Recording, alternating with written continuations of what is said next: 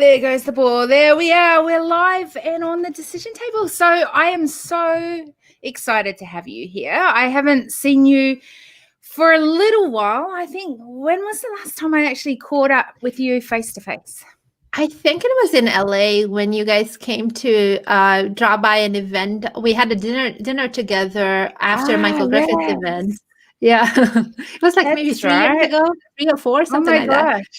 Yeah. So we've got a little bit of time to catch up on, to see Absolutely. where and what's happening. So, you know what? I love having these conversations. I've been having them every day, just consistently since January the 1st. And I really felt that if there was to be any change to happen, that one of the ways that we can see change happening is by having new conversations. And the new conversations really is just to have a look through different lenses, have different people on every day and have a conversation and look through the bigger lens of what I call the need for a new approach to leadership. I think there's so much happening across the world, and you're in a country where there is lots happening right now. And, you know, there's challenges, there's frustrations, there's all sorts of things that we're all dealing with, and change being one of them. And I think for us to see anything change, in other words, shift forward from problems or whatever we're facing, challenges, you know, frustrations, that for us to be able to see that and change, that there is a need for us to have new conversations. Mm-hmm. To see it through new eyes, to get different people at the table and just have a, you know, see, it's really create awareness around what even's happening. So I'm looking forward to sort of finding out what's happening in your world, to see where you're at and, you know, what that looks like. I guess I know there's been some changes for you. So what's that been for you? So there has been changes for sure. One is, well, of course, travel. That's impacting everybody.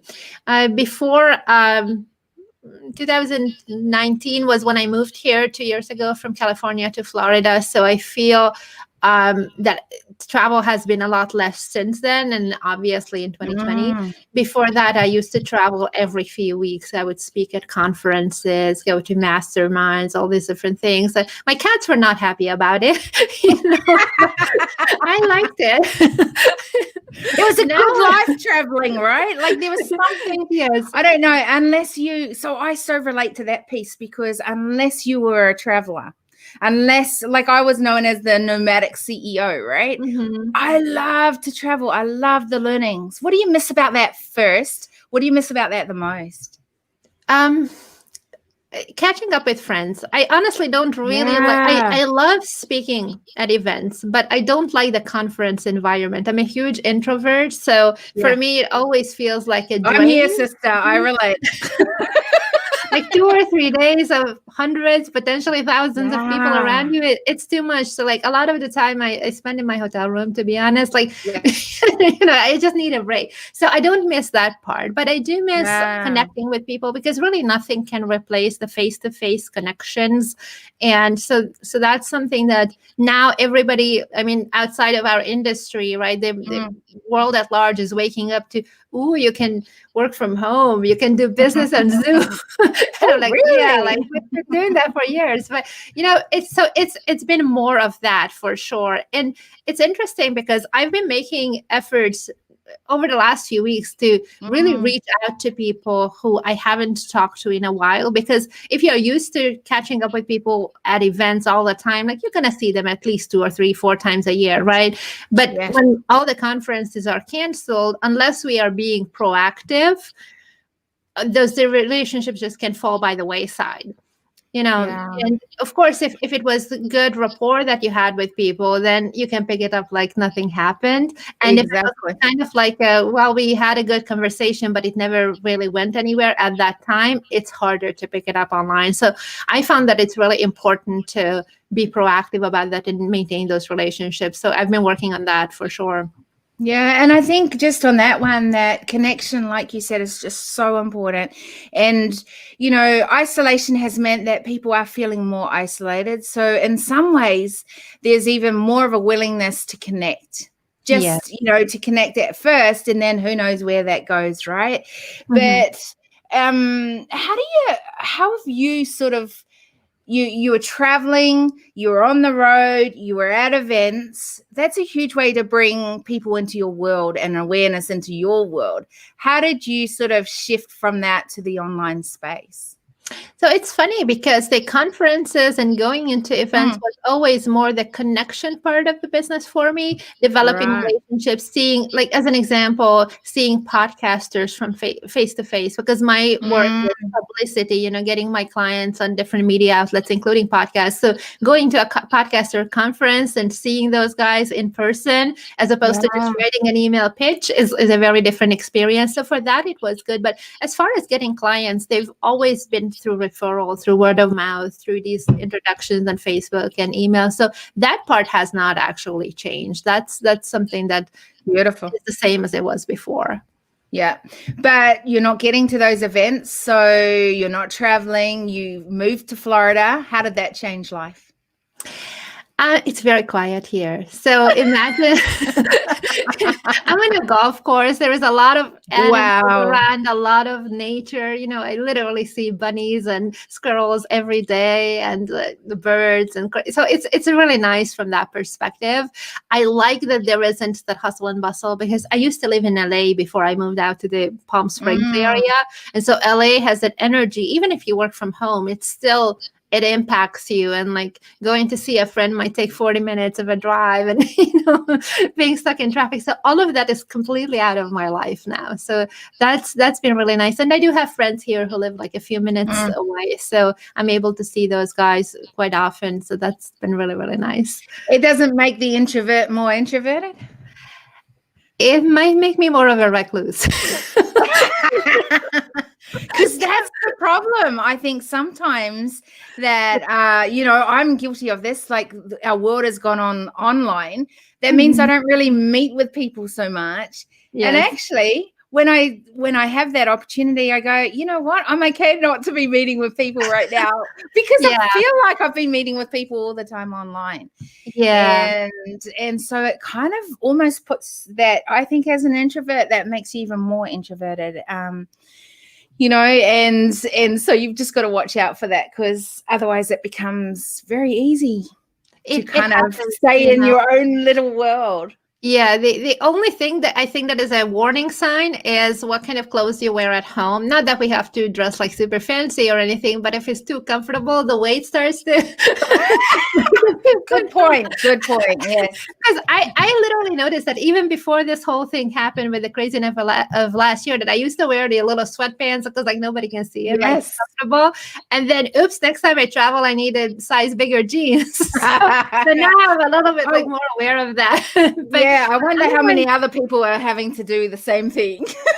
You know what? But otherwise, like literally, I was going to my mailbox the other day, not the other day, maybe like a few months ago, and one of my neighbors just said hello, and I haven't seen you. She says, I haven't seen you in months. And I said, yeah, I've been just mostly at home. And she's like, oh, I thought you were a recluse. And I'm like, yeah, and that. So busted. That's hilarious. Yes. Hey, Janine Garner says, good morning, amazing people. Hi. Good morning, Janine. She's here over in Sydney. She's actually up the road from me. So awesome woman. How do you see what's, do we go back to normal life? Are you making differences that will change when borders are more open? Are you going to stay home more? Or I can't wait. Is this the new you? No, I can't wait to travel more. That's definitely something that's been itching at me. I already have a master plan of exactly where I want to go. So I'm just waiting for all the restrictions to lift. You and me both. What's the first place you want to go to? Well, I would like to create So I'm from Hungary originally, and Yeah. last time I went was 2019. I went for a month and then did a little bit of a tour. I went to Austria and Holland and Slovakia, but mostly it was family. And Mm. so this time, I would like to create a trip where I set up base somewhere in Europe, probably in Vienna, and then do a trip of the Middle East. So I would like to go to Jordan and Israel, possibly Palestine, definitely Oman and Wow. Dubai.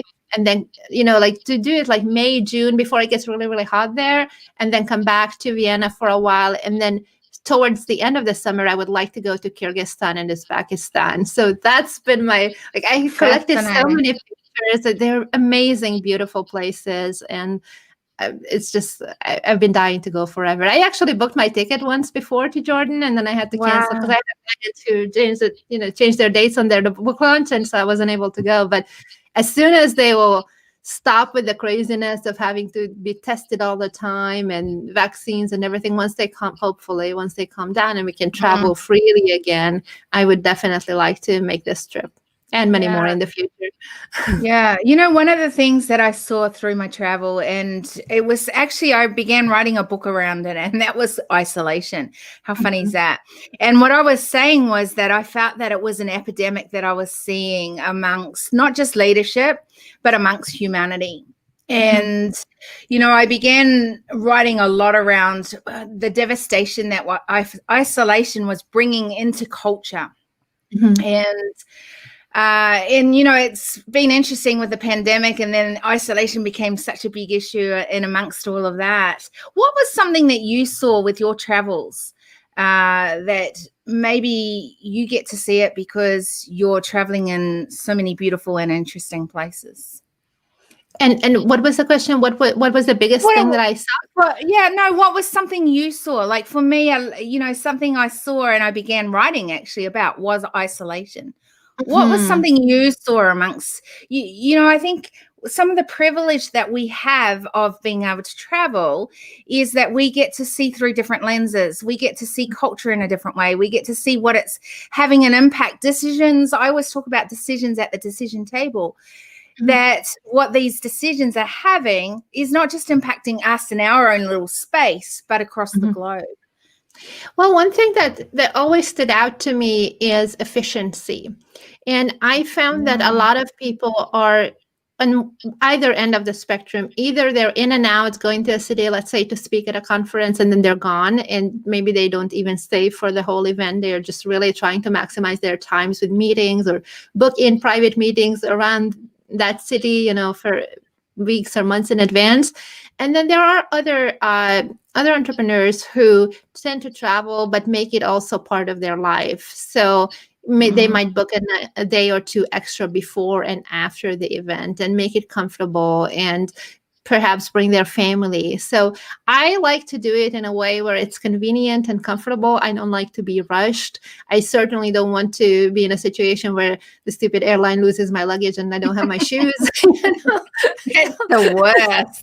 So like the backups and all of that. But I think the reason this always stood out to me is because I have a really good friend, Madeline Miller, who we started a podcast with many years ago, and she was my co-host, and her health did not allow for that rushed and very fast-paced kind of thing. So she told me about it, that, I will go there like 2 days before, make sure that I get over the jet lag, make sure that I get set up comfortable.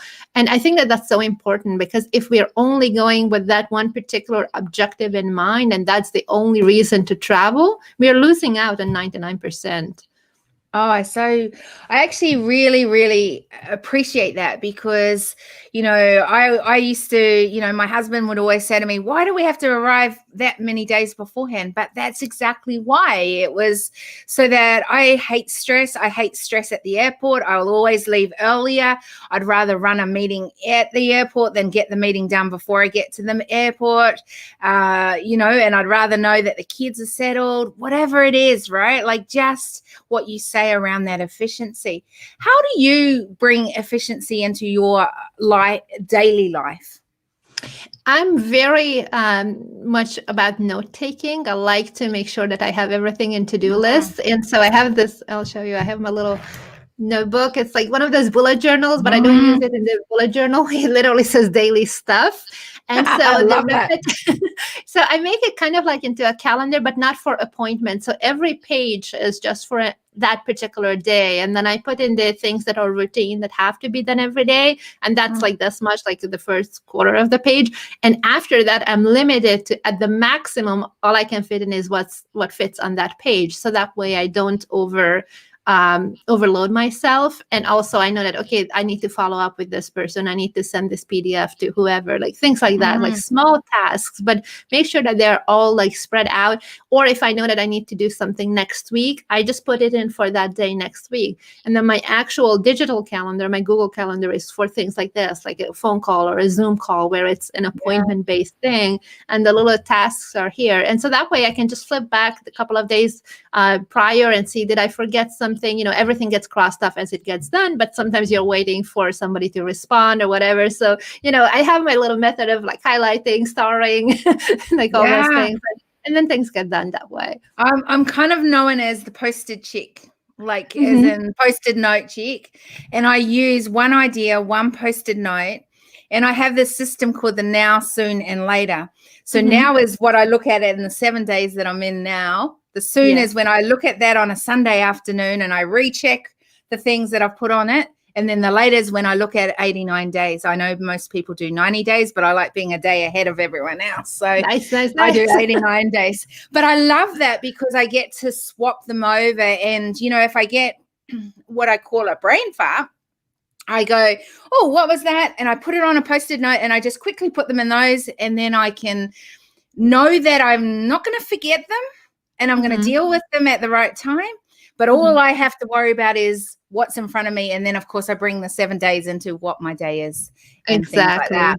So I love things like that. I think in that way we can be more efficient. Is there any other sort of hacks that you've got to be efficient? Well, yes, we were talking about it before we went live. I like to put in my little alarm on my phone before meetings. That was a good one. So I have a nice little ringtone that is not too harsh. And so like, let's say if it starts at 3:00, then I'm going to have an alarm at 2:15, at 2:25, and at 2:30. So that way I get a 15-minute heads up. I can go and, change or whatever if I need to do or finish up something quickly 5 minutes before, and then add the time, because sometimes you can be sitting at your computer 5 minutes before waiting for the meeting and then you forget to click the Zoom thing. So, so it's nice to have it like right in the minute as well. Yeah, I love that.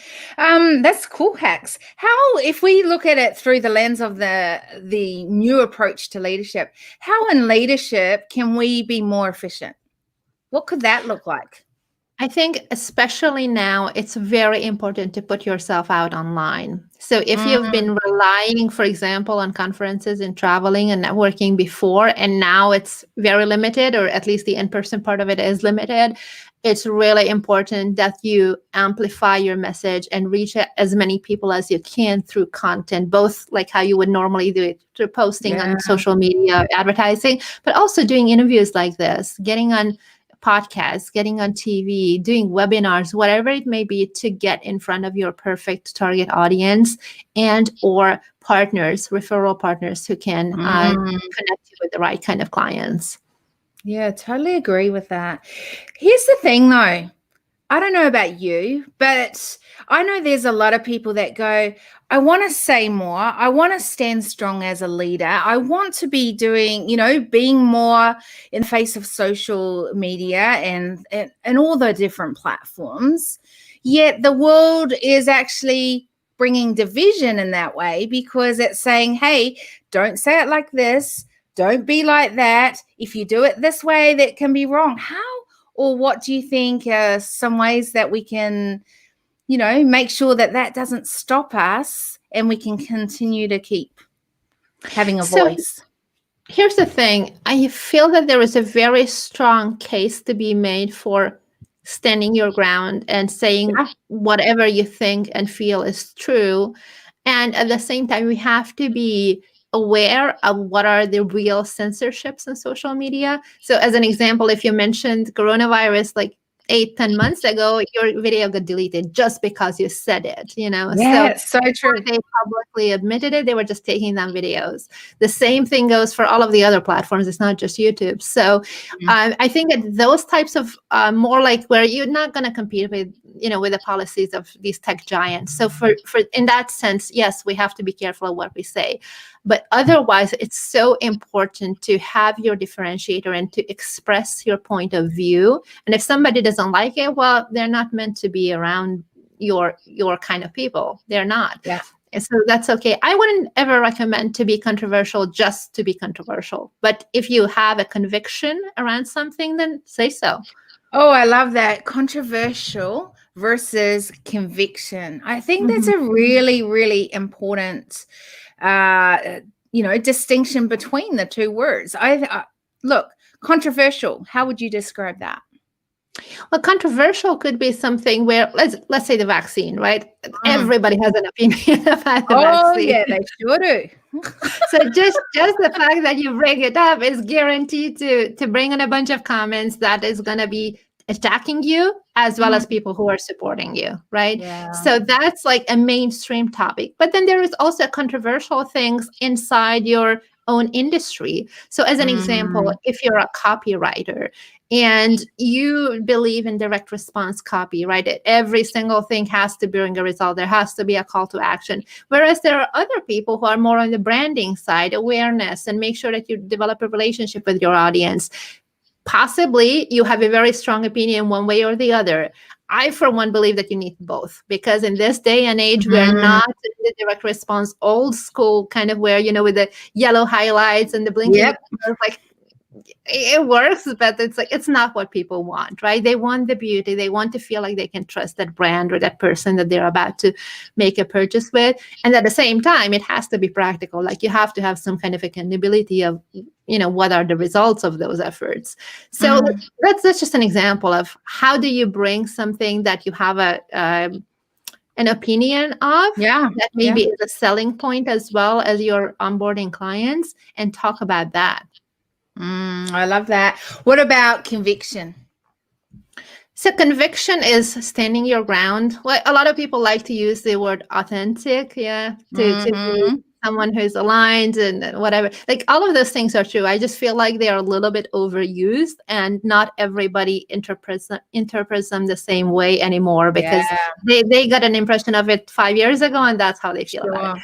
Like, conviction is like where you really know and feel and believe that this thing is true. And it's not that you're completely, it's impossible that you could be wrong, but it would be hard to get you to the opposite opinion, right? Because you have this, you're convinced of it, you know it in your core. And that could be because of your personal experience, maybe something that happened in your family, in your history, or you saw something firsthand.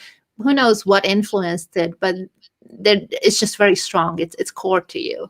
Yeah, let's keep going down on conviction. I think that's such a good, such an important distinction, because when we can stand with conviction, we get above the noise. And I think the problem with the online now is everyone realizes we have to go online now.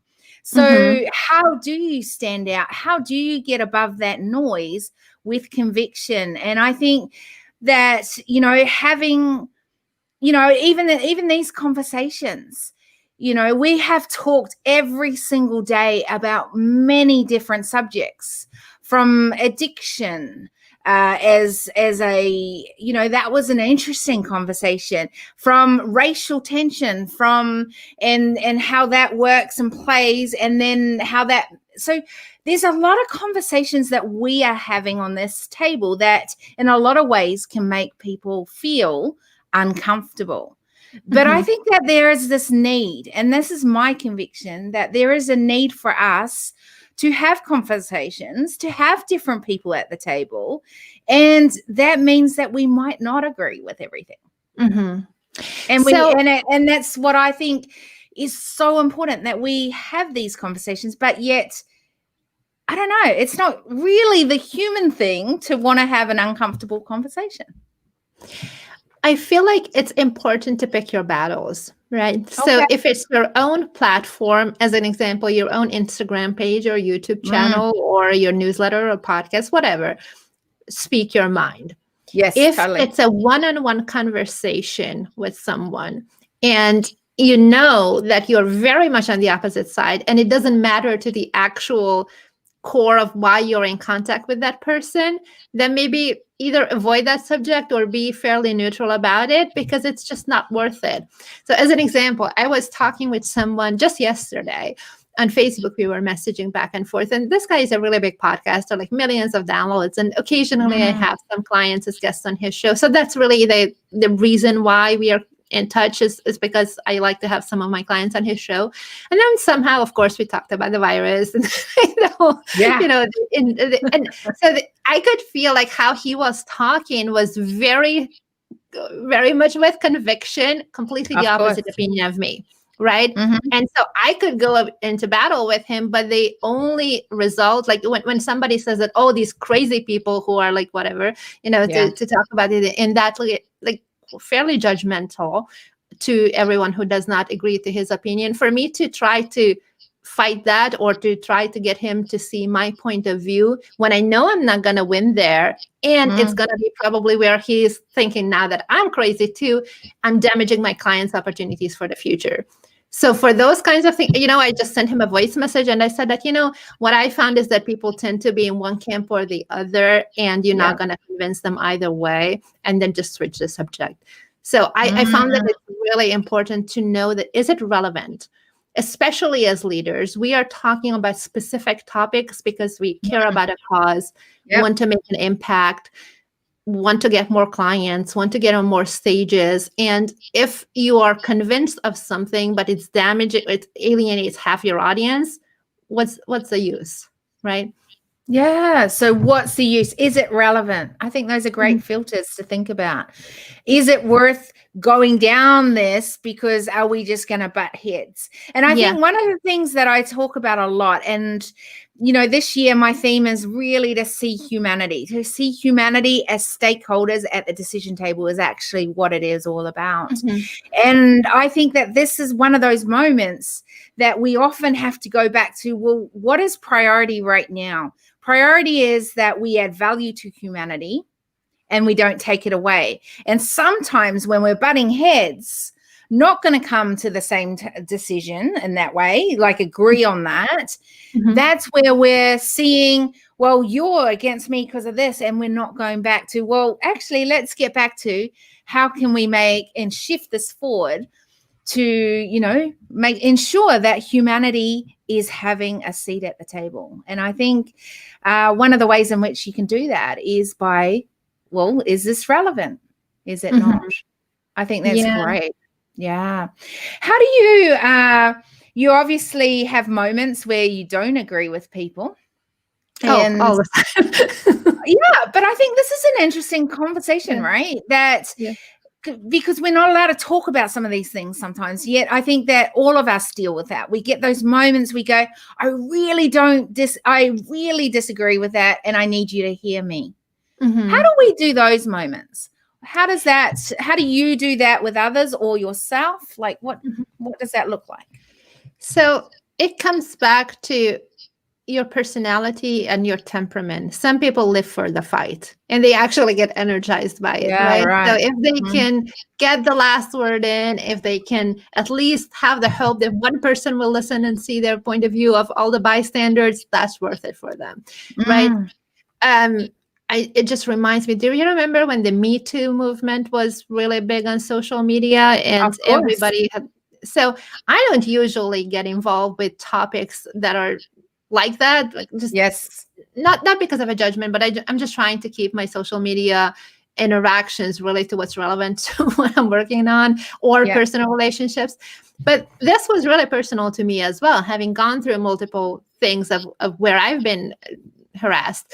And so I saw somebody posting about it who is not even a close friend, but we are in some Mm, Facebook group together. And I know that he's kind of a big deal in his own niche and whatever.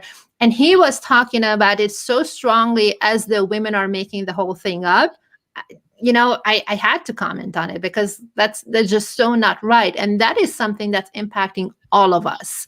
It's Yes. not like, ignoring what's happening everywhere, literally all over the world, in Mhm. every company, in every workplace, in every movie casting situation, whatever. And to say that women are making it up is just so wrong. I cannot ignore it.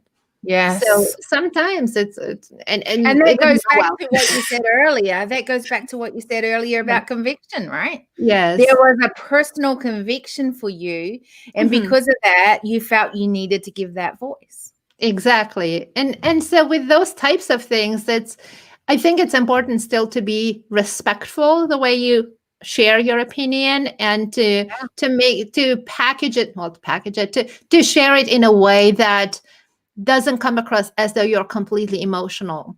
Because if Mm, it is, it's hard to take that person seriously unless you're already of the same opinion anyway. If somebody is completely on the other side of the table, they're not willing to consider your point of view, and all they see is that you're raging and crying and whatever, they're just gonna block it completely. They can't process it.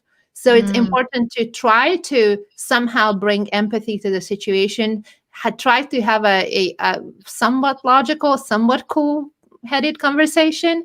And if it doesn't go anywhere, then know where you're gonna turn the notifications off for this particular person or unfollow them, and just not know anything. And then, okay, I'm done with it.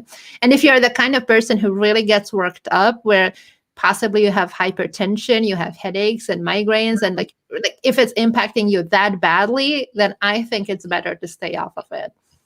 Yeah, and I think that goes back to the conviction thing around, Yeah. well, what are your values? What are your beliefs? What are the thinkings what is okay for you? And I think Yes. when you've got personal convictions, then you know what you are willing to stand for or not, and you know when to stand up or not, right? Like I think Mhm. that is something that's in your control. Yes. And the thing that I think is not in our control is when you're in environments where sometimes there are systemic or conditionings that have kind of created a space for us. And Mhm. so part of the need for a new approach to leadership, in my opinion and my thinking, is to curate safe spaces. So for me, this is a safe space. I really do not care what anyone is saying on the decision table, with as long as one of the things is what you just said, there is respect. So it doesn't mean that I'm going to agree with everything that is being said at the decision table, but I do want to create a platform where there is no judgment to what you are saying. Mhm. Right. Exactly. Yeah. And I think, part of this need for a new approach is that we are curating more of these spaces where there is a safe space.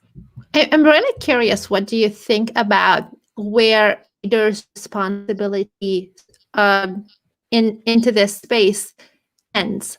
Because I just can't help but thinking back when it didn't start, but when it became really vocal on social media with the Black Lives Matter movement with George Mhm. Floyd and everything.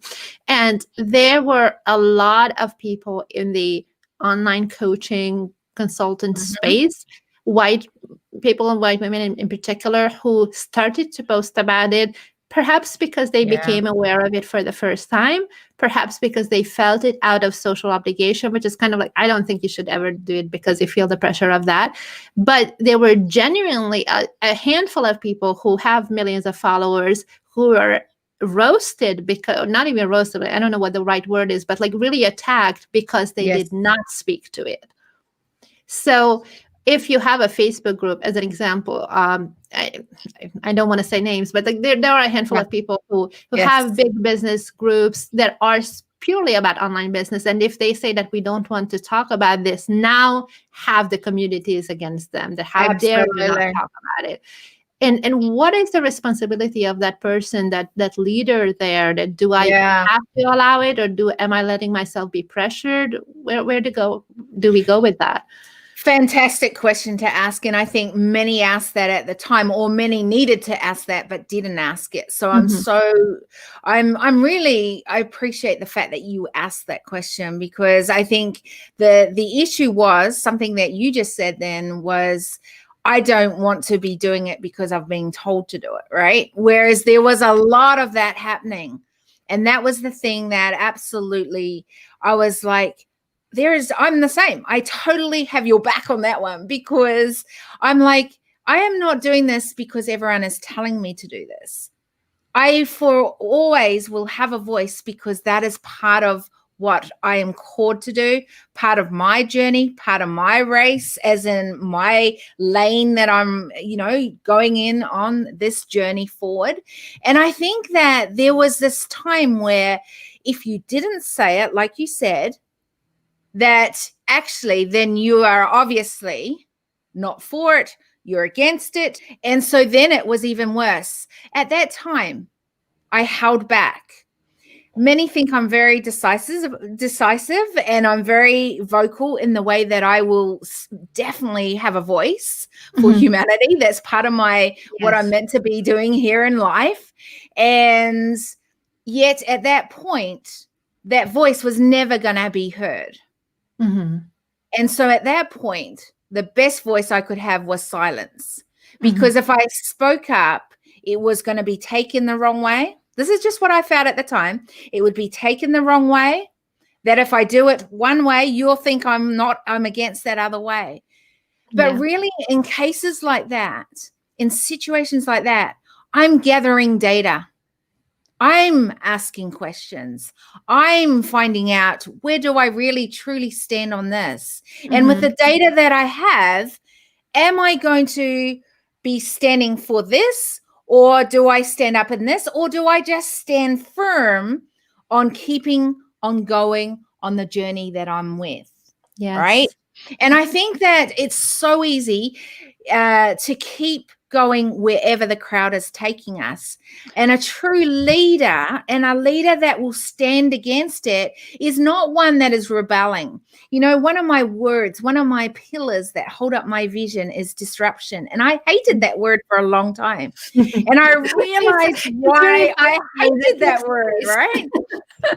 Because disruption, lots of people saw it as rebel, that you're trying to go against everything. And no, what I was trying to do, what I am all about, is looking at patterns and disrupting a pattern that is not adding value to where we need to go and the result that we want to bring at the decision table, right? When I could see it through my own eyes and realize, that's what I'm talking about when I'm talking about disruption. That's what I'm talking about when I really stand firm about patterns that I think are absolutely devastation, destruction, absolutely causing division. And I will stand for that, absolutely, and give voice to the other options, right? Well, when I learned that for myself, I have no problem coming on here. I have no problem having conversations with whoever's coming on the decision table, because I know what I stand for. I know what that looks like.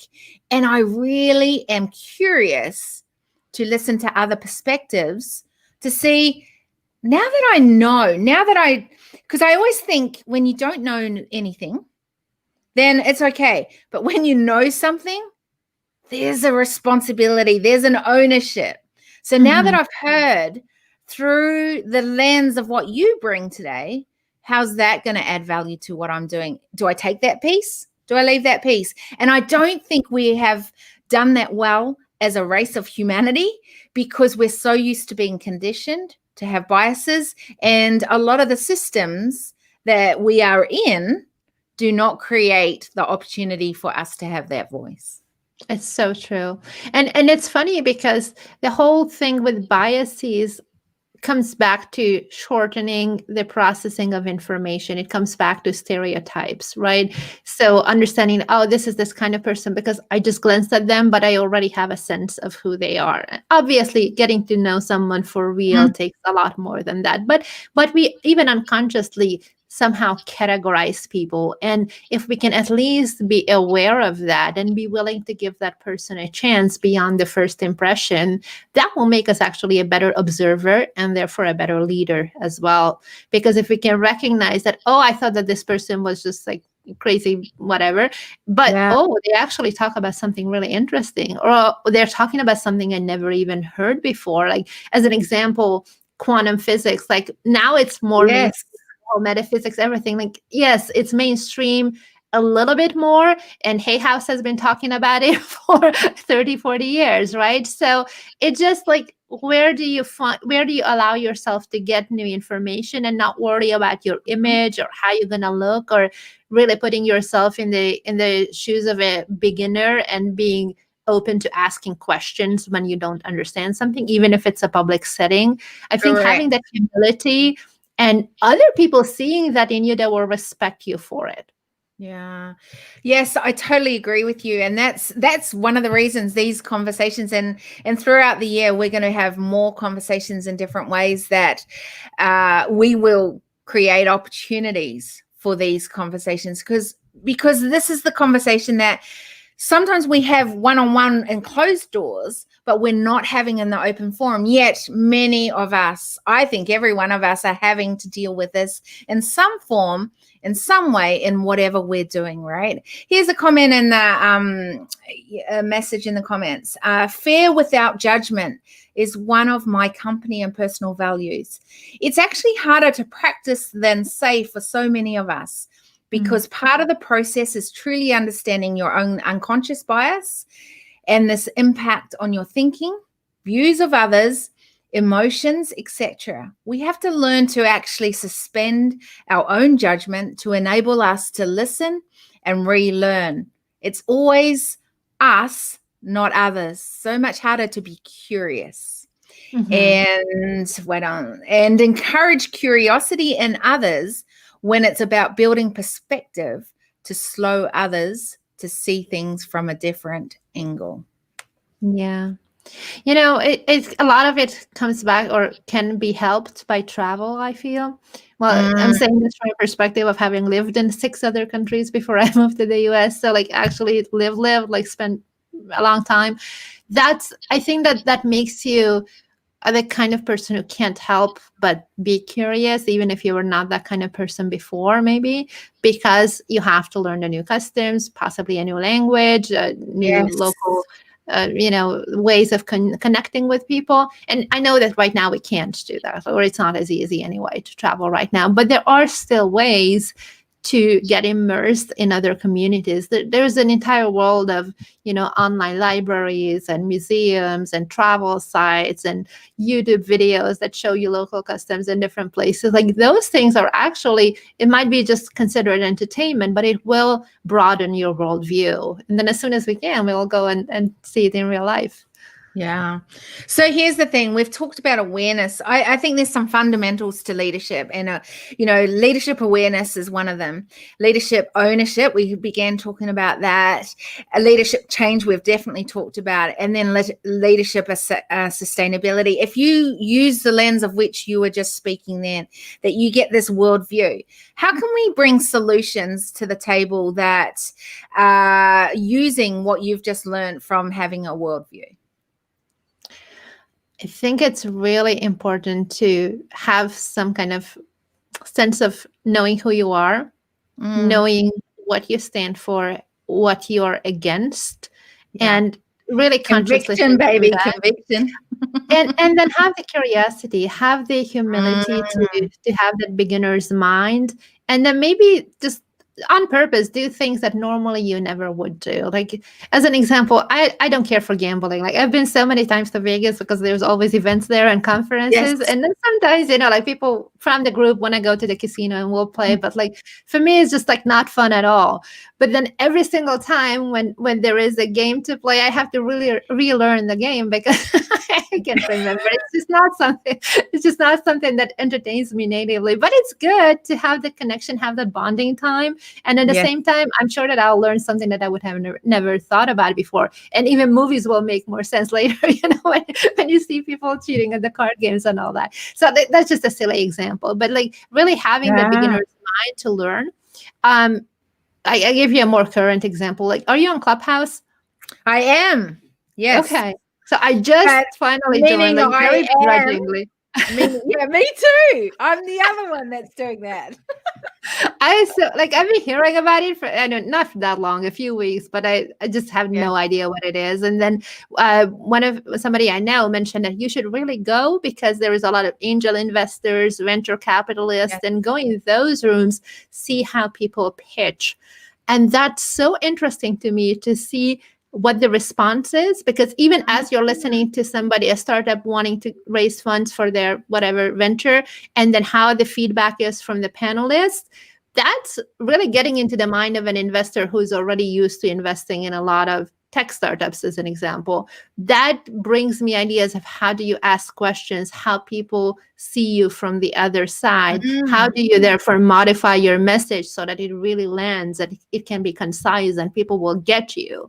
And the other thing too, it's very magical, but you can feel the people's energy as they're listening. So somebody is pitching their thing, and then you don't hear, but you know that the panelists are considering it, and before even they ask a question, you can feel the tone of how they're gonna react to it. So that's more of an intangible way, but you're learning from that for sure as well. Yes, I have to say I was pretty not wanting to get in there, and then I kept getting messages, you need to be in there. So I'm kind of in there, but I'm not really. And every time I put it on, I haven't liked the conversations. I'm like, wow, this kind of feels like either telling, selling, and then I keep hearing little moments where people will say things like what you are saying, and I go, okay, I want to be in that room and I want to hear that, because maybe that's really good. I think by accident. Sorry, go ahead. I was also going to say, I'm also extremely visual. And so I read a lot, not just from what you're saying, what I hear, but what I see as well. And so for me, because it's not a visual platform, sometimes I just want to watch. I don't want to listen. I just want to watch.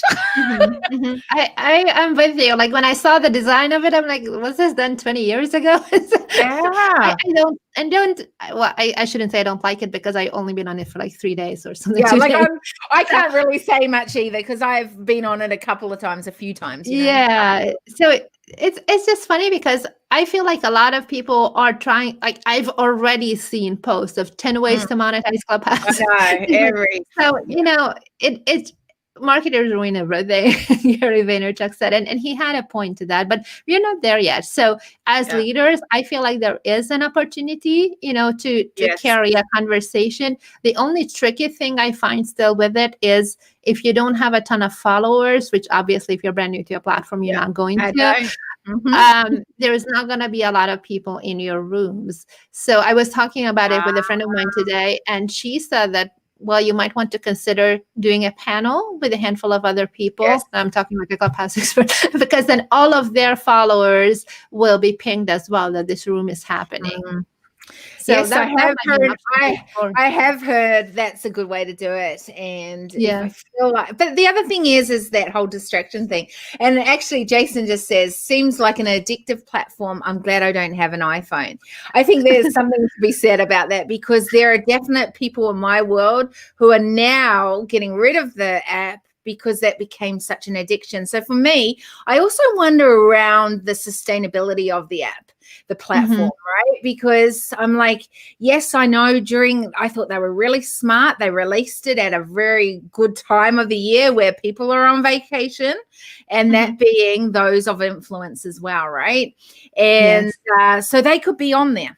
And I don't know that sustainability wise, whether, they'll remain on there forever, or, like I think that you can be on there for hours when you've got that time, but when you don't, it becomes a distraction. Sure, you may get, some different relationships from it and then convert off it, as many are wanting to do from it. And maybe if there's a topic, but I think it's one of those things that, again, you've got to do it in the balance that is really important for, adding value to what you need and what is beneficial for others in your world as well. I turn up notifications for all apps, including Clubhouse. Like I don't get any notifications. If I want to go in there, I will see it, but otherwise, no. So the only thing that comes through on my phone is just, text messages and phone calls and WhatsApp, because that's only family and friends. It's so funny because my husband, he got rid of Facebook on his phone because he's one of these ones that get massively addicted by whatever it is in front of him, right? In that way, like shiny object, great, like I'm all in there, I'm doing this. And I cracked up last night. I said, that's funny because I know we had this conversation that you're always on your phone. And so he goes, I'm going to get rid of Facebook. Okay, cool. That'll be good. That'll be great. Just on the phone. And then I go, but the funny thing is I've seen you on your phone a lot, nonstop. And he goes, yeah, I'm either on Clubhouse or Instagram. And I'm like, what? How does that work? So you get rid of one platform to be addicted to other ones? Like, well, that's the truth. Truth though, like it sounds like maybe a little bit funny that I'm addicted to whatever social media platform, but it's an actual addiction, and that's something that I do have a gripe with. Because video game companies, all these tech platforms, they're literally working with engineers and with scientists to make the thing addictive. Yes. So that a big part of it is just like how it is with the slot machines and gambling, that you never know what you're going to get. You might win, you might not win. So it's always interesting. That's how these stupid algorithms are designed as well. So that sometimes you have a message, sometimes you have an interesting update. And so it keeps you coming back. There is a book about it. Do you know that book, Hooked? I have not read it. No. Nir Eyal wrote it, Nir Eyal, and it's all about the whole idea and psychology and the tech around how do you create a business that hooks people. And I understand it from a perspective of wanting to have people keep coming back, of course. But then also, like when it literally you're messing with people's dopamine levels, there is the ethics question of that, right? So it's speaking of leadership, where is your responsibility with, as much as you want to make your platform as big as possible, you can't make it so that people are literally addicted to you, rely on you, and can't make a decision without looking first. Yeah, I think that brings up a beautiful thing that I think there's a real ethical issue around that. Yeah. I think there's a lot of ethical issues around the way people lead. And that's one of the things that I talk about is ethical leadership. What does that look like? And how can we do that better as part of the need for a new approach? And I think that, again, it comes down that we are in systems that have kind of almost like conditioned us to go, well, that's just the way to do it. So we're all doing it. So it must be okay. And I think, what's not okay is families break down because people are obsessed with something, and instead of the time with the family, the time spent on there. And I think that, there's many different stories and situations of where, is this the fact that you are letting or you're listening that AI is now telling you what to listen to, what to hear, what to believe. Is that a healthy thing? I'm really careful with my algorithms that I am listening to combinations of things, even things that I might not want to listen to, but I listen to it on purpose. And what has been amazing is, even during the whole of what's happening across the world, the things coming into my feed have been such mixed things, and I'm so grateful for it. And if it starts going down a way, I turn it off and I go somewhere else. And I try to, and I read and I listen to so much array of different thinking. And one of the things that I have seen, and again, is why it impresses on me that I think that this need for a new approach and using conversations is we have to get back to having a conversation with a human. We have to actually listen. What is actually happening in your world? What is going on around you? And this is why these conversations are so important, because otherwise we are having everything conditioned and biases and things like that. Jason says 100%, Kerry Marie, we still need to be physically touched as human beings as well. So yeah, there we go. There was no replacement for that. There's not, really, right? So, but yet we look for that touch. We look for that feed. We look for that approval through 4 million likes. We look through, I thought that was an interesting thing when Instagram, I think it was Instagram, didn't it? It took away, how many oh, look how Right. many likes you had or whatever. And I thought that was an interesting concept. And I wondered, when that happened, I wondered how I felt about that. Right. Mhm. Oh, And then they brought it they're not going back, to know right? that was really popular. Yeah. Do you know what I mean? Like that actually Yeah. went through my brain because, I was like, at that time I was actually on there, and I go in and out of platforms, and so I get bored with it, to be honest. I really do. I don't have an addictive personality, and so you have to really connect me in there for me to want to stay there. Do you know what I mean? That's so interesting, though. That's I'm sure you're the exception. Most people would not, right? They just get sucked in, and too bad. And the other thing is that most people don't even have the awareness that these platforms in foods and like all the different things are designed with literal physical addiction in mind. Oh, And so if you good. don't have that awareness, then there is no chance of you making a conscious choice. Yeah. And I think that's something that's come from our conversation today a lot, is about conscious choices, about conviction, about what are some of the other things that have come out of this conversation? We talked about efficiency, a little bit of Efficiency, productivity, yes. travel, All physical, that sort of human thing. So connection. having a world lens, right? All those things.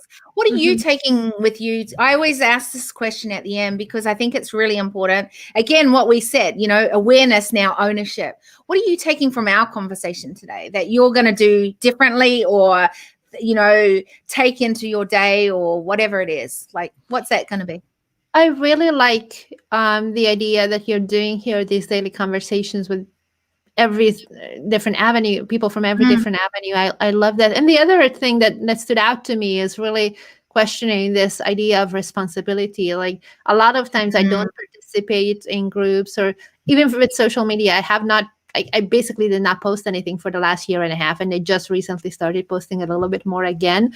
But Yes. I think it's important for us to recognize when we want to be in the cocooning phase and when we want to be out and more be external, and Yes. then play into that strengths. Because if your dominant energy right now is around, I want to be out there, I want to connect with people, I want to facilitate these conversations, do that. But if it becomes a chore at some point, then it's better to maybe call it an end for the season or for the series or whatever, and then draw back a little bit. So I feel like that's an important thing. And at the same time, still like what you said earlier, that was really something that stood out too, is becoming or not becoming, but like really extremely amplifying our introvertedness. Yes. How healthy is that? Like I'm so happy not to leave the house for days on end. Me but too. I know that like sometimes I actually probably should. Yeah. And I think that's where awareness comes. And then it's like, what am I going to do with that? That's that conscious bit, that intentional bit, right? And I think that's something that I do. And the reason I bring that up is because I have to be aware that this is a weakness of mine. I can stay in my cocoon, or is that actually going to add value to what I'm meant to be doing? Is that what I'm meant to do on a greater scale? Is that going to help bring the impact that I'm meant to be bringing for me? And the answer is usually no.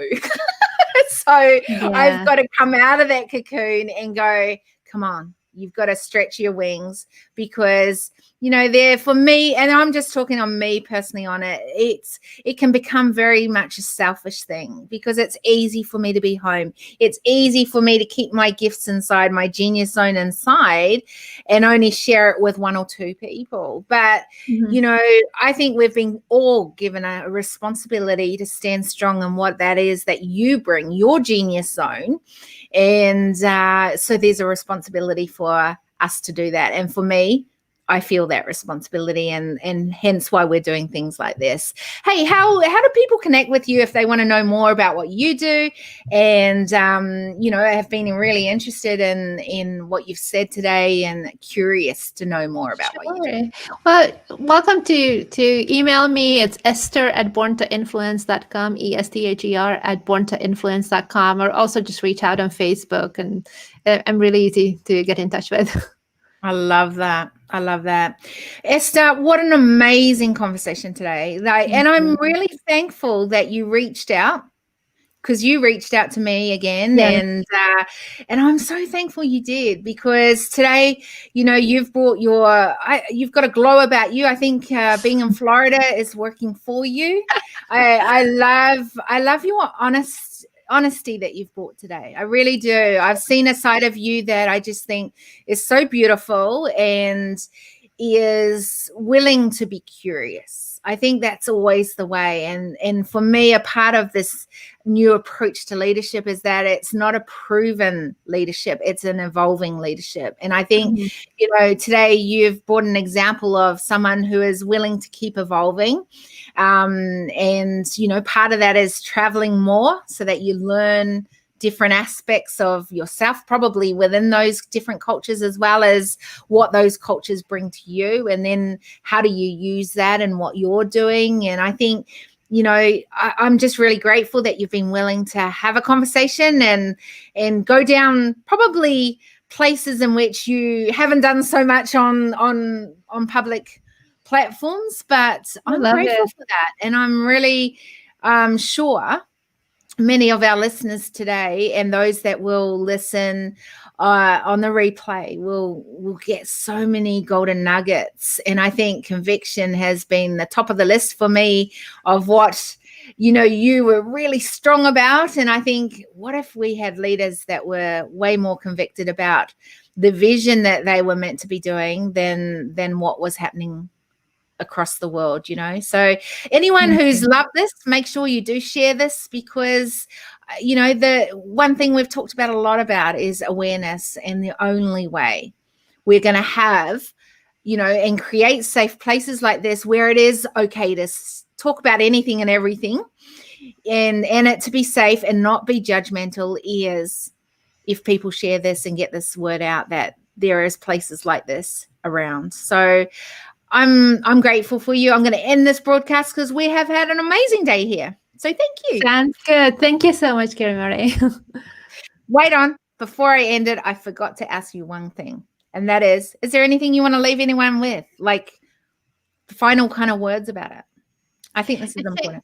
Yeah, I think it's important to tune in and maybe reflect on this conversation, or do it on your own, whatever way, meditation, journaling, whatever works for you. But just to really reflect on, okay, what do I want to share? What are some of the, not even what I want to share, but what are some of the things that are really true for me that I know for sure? Maybe that's the easiest way to define it. What do I know for sure? And just jot those things down. And it could be related to your business. It could be something completely different, right? It could be some of the topics that we mentioned that are more worldwide, that affect everyone, because those things will inform how you share your message as well. So maybe reflect on that. And then if you are the kind of person who puts out a lot of content or does interviews, then make sure that you bring these things into that. Oh, I love that. See, that was worth it. Now I'm ending the broadcast. Sounds good. Thank you. Thank you, Esther.